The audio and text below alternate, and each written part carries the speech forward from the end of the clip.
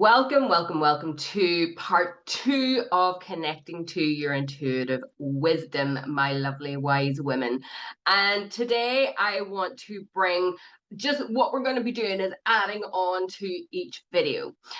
So by now, if you have followed the first part one of this video, then you will be, oh, I just forgot to turn off my noise.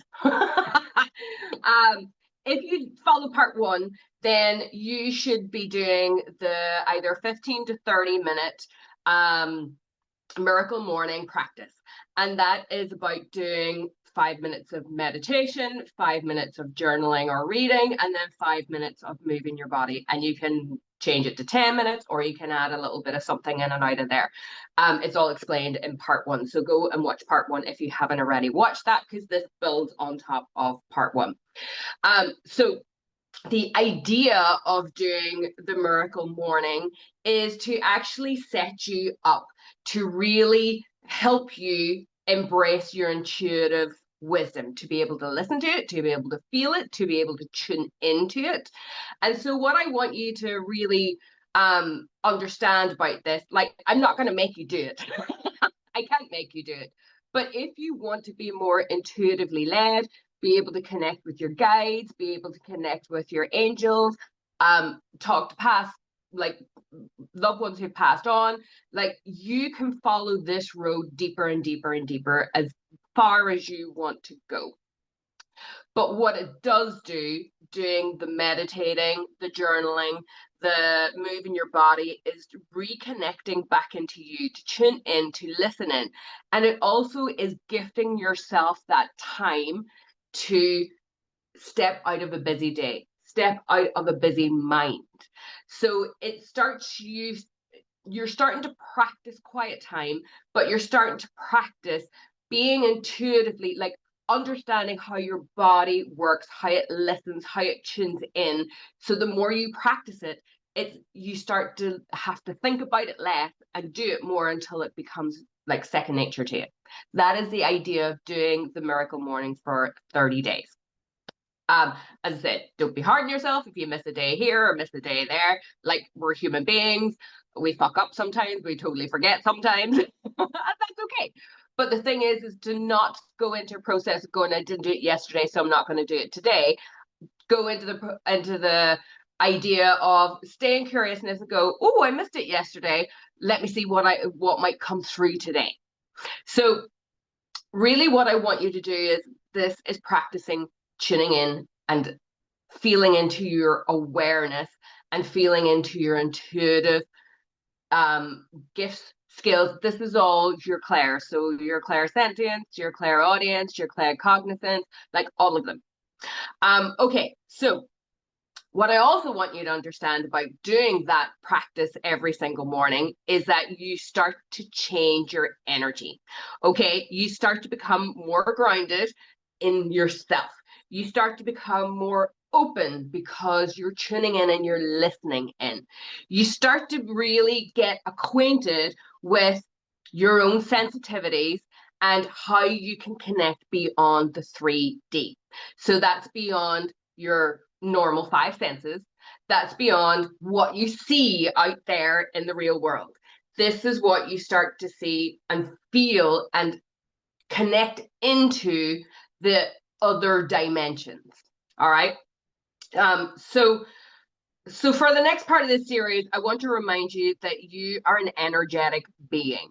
Okay, that you have a body, which is your mind, your heart, your gut. They're all energy centers that have their own connections and their own intuitive wisdom.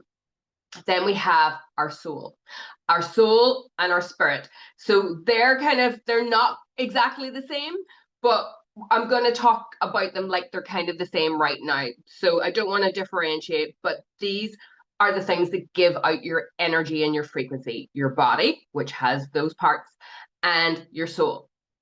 So what I want you to really understand is that when you take time to step out of the mind or your mindscape, then you step out of that pre-programmed reality.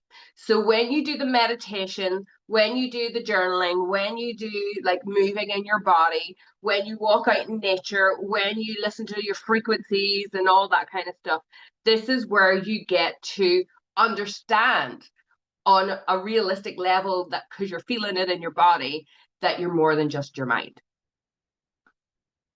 You'll realize that we live in an energetic world.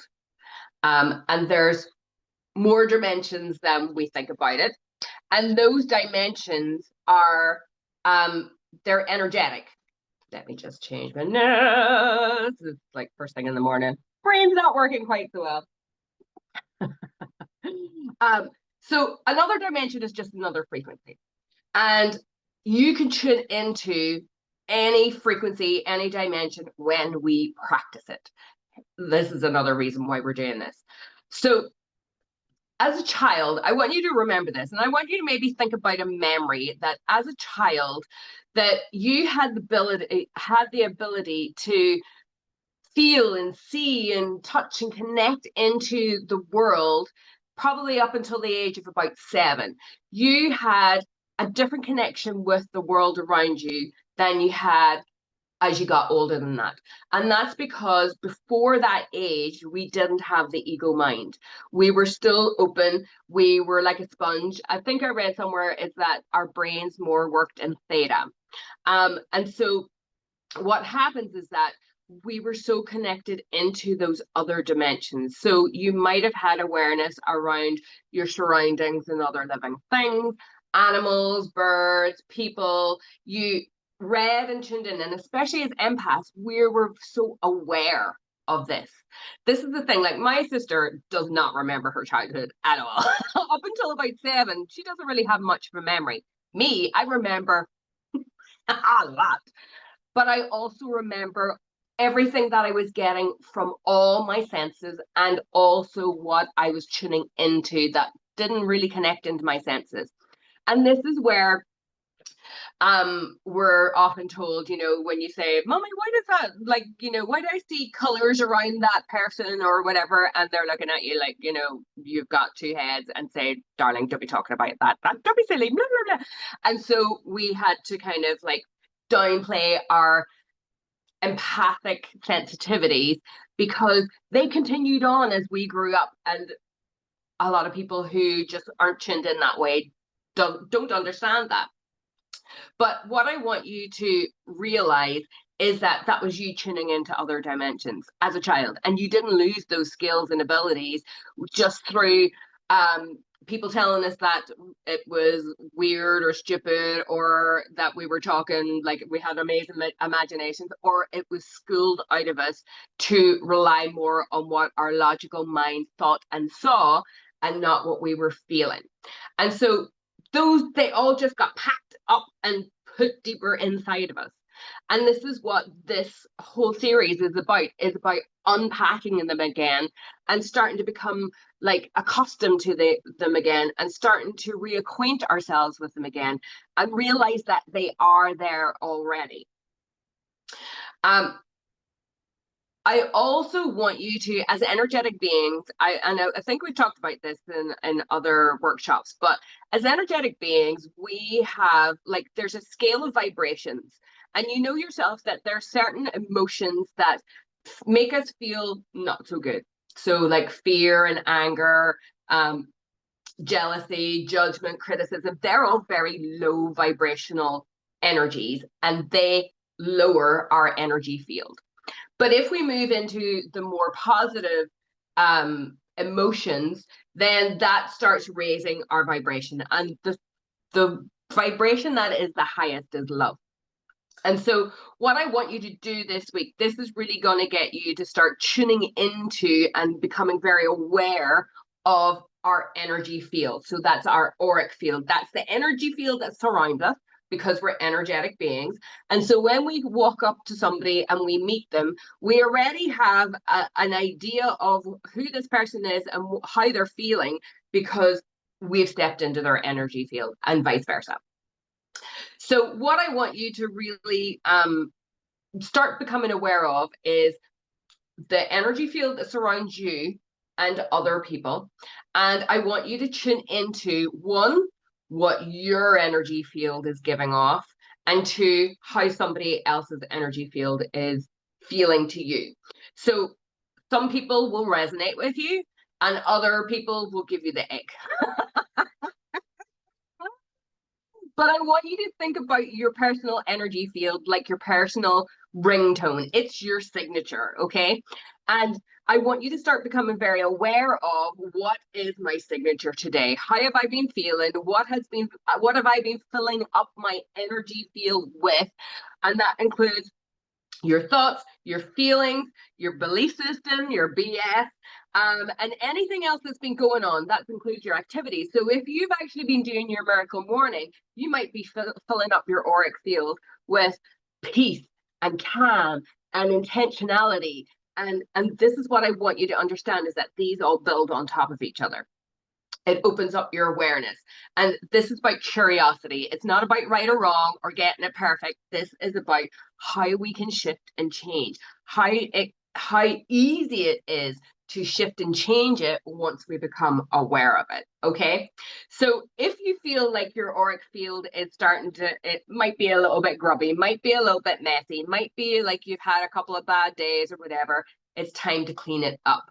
And so how we clean it up is by changing the vibration, but we can also clear out that energy field. So you can do things like using sage or incense. You can use sound, so you can use like sound singing bowls. You can use drumming, so you can go on YouTube and like use any of these, and you can use your frequencies. You can use the solfeggio frequencies and the scalar waves, and you can, and we've been talking about that in the group. And if you're not sure, then just like put a post in the group and I'll send you some links. But this is where I want you to understand that we can change our energy to get lighter and lighter, so that we can actually, what I really want for us as empaths is to become event proof. So when the shit hits the fan, when there's a whole lot of chaos going on in the world, is that we are so tuned into our own energetic field that we can stay in that higher and lighter level and be observers of what's going on, rather than being in the low levels where it comes washing over us, because that all those events are low level energetic events. And that's how they take us out. They like take us out by the feet and take us out by the roots. So when we get into this place where we know exactly who we are, we know our energy, we know what we're giving off on our energetic field, if we can stay in that lighter place but still feel grounded, then we can be the observers of what's going on, and we can be the ones who can actually go, I can see what's happening here, I can help other people from here. But you can't help anybody when you're being washed away like a fucking tsunami. Okay, so I need I'm going to go into a couple of steps for you, okay? And this is your homework. Number one is, remember you're a soul having a human experience. Excuse me. Number two is, we live in a world of duality. This is Earth School. And this is what I have to remind myself all the time. This is why we have highs and we have lows. This is why we can label things good and bad.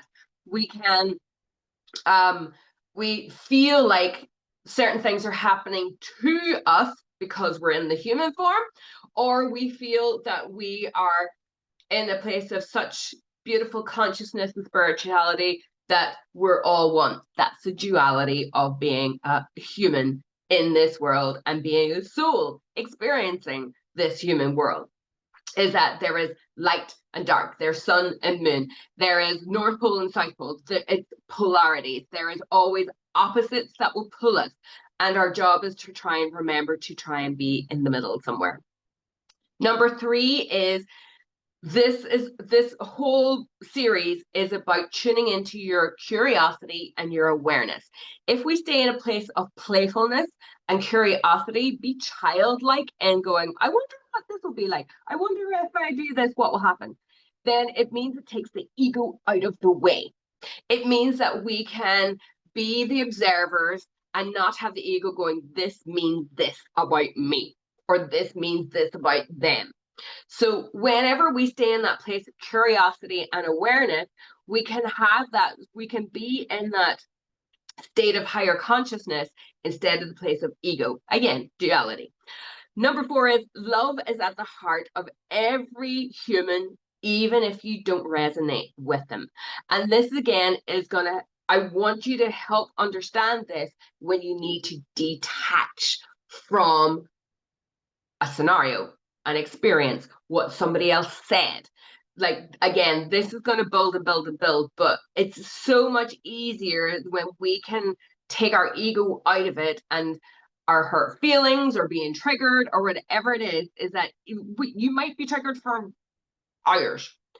It might be a couple of minutes and you have to go, do you know what? That person has love in their heart.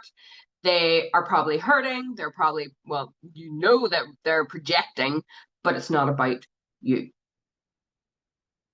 That is one of the things that really helps you step out of being in that victim mentality or being triggered in such a way that you could be in there for hours, days, months, weeks, whatever it might be. But when we realize that we're all just projecting our shit or our good stuff out into the world, is that you can start to like change your vibration, go up higher into your heart, into a space of love, and say, this isn't about me. What they said, what they did wasn't about me. Number 5 is understand that we are conscious. We have a subconscious, which is our internal programming from everything else the world has told us about how we should be. And then we have our superconscious. So there's 3 parts of it. And our superconscious is that ability to connect into all consciousness outside of our bodies. That's the ability to read the Akashic records. That's our ability to tune into our angels and guides. That's our ability to know past, present, and future right now where we are, because it's in the quantum field. And number 6 is you have the ability to shift your vibration at any time and within minutes. That's why you're doing the miracle morning practice, because you're starting to teach your brain, teach your body how to, maybe with some deep breathing or doing some breath work, that everything can come into calm, that you can step out of the ego, that you can bring yourself into stillness. And when we bring ourselves into stillness, we can be intentional with how we want to move forward. That's not even your homework. I just want to remind you of all of these things. So, and we will touch on these things as we go through the different parts in this 6-week course. So your homework for this week is to how you start moving forward with intention and awareness. So number 1 is set your intention every morning. You can either do it before you do your miracle morning practice, or you can do it during, maybe while you're journaling or you're come out of meditation. So it might be something like, I'm going to have a fabulous day. I'm going to be open and aware of my surroundings with curiosity. It might be, I walk with love in my heart. I want you to decide how you want to intentionally move through the world, because remember, like, energy is everything. You're an energetic being, and intention is a very powerful energy to surround yourself with. Number 2 is to consciously tune into people that you meet and get a picture, a feeling, a knowing of their personal ringtone, their personal energetic signature. And this is just a practice. I want you to observe people when they're standing in a queue and start to kind of tune into not like just their body language, but also like, what else are you getting from that person? This is just to help you tune in further and further. So you might pick up on mood, you might pick up on energy, you might pick up on colors, you might pick up on something completely different. Like, if you want to take notes, if you want to really start to see if there's you start to see that it becomes better and better and better the more that you tune in and practice. And that's what I really want you to understand, is that when we're in the present, when we're in our awareness, when we're in our whole body, like, you know, mind, body, intuitive abilities, is that we can start feeling more and more and more. We can start tuning into all those different dimensions energetically. And number 3 is pay attention to the language that you're using every day. Your language above everything else, your thoughts and your language, they are what set your energetic tone. So if you are in a place where you are thinking low vibrational thoughts or saying low vibrational words, then that sets your energetic tone. And what I really want you to do is that if you hear yourself, so this is part of that homework, is to tune into, go, what did I just say? Because a lot of it is automatic pilot. A lot of it is programming. And I want you to really pay attention so that you can go, that was programming. I don't even feel like that, or I don't even say it. So I love tuning in, especially when you meet somebody and they go, how are you today? And if you just ream off, I'm fine, or I'm grand, or yeah, I'm okay, but you actually haven't like thought about it or tuned into it, then I want you to go, how am I feeling today? That's a really interesting question. I'm feeling quite good today. Or I'm feeling a little bit like, you know, I might need a little pick up or do my meditation. I'm feeling a bit ungrounded or whatever it might be. So I want you to really nearly like stop and think about it rather than just ream off your normal like gist, so that you can actually be intentional with your words. So if you set your intention that you're going to have a great day, then I want you to really tune into, what are those positive words and affirmations? How do I like encompass all of the things that I do into creating that day? And that includes your thoughts, how you speak to yourself and others, how you feel, and what energy you're giving off. And remember that we can always drop into our heart and give off and create a space of love for ourselves and for others. So that is your that's part 2, and that is your homework. We will, again, the thread for the 30-day miracle mornings is in the group. And if at any stage that you have any questions, I want you to jump into the group and just tag me in a post, and we can open the conversation about today's video. Have a beautiful day, ladies.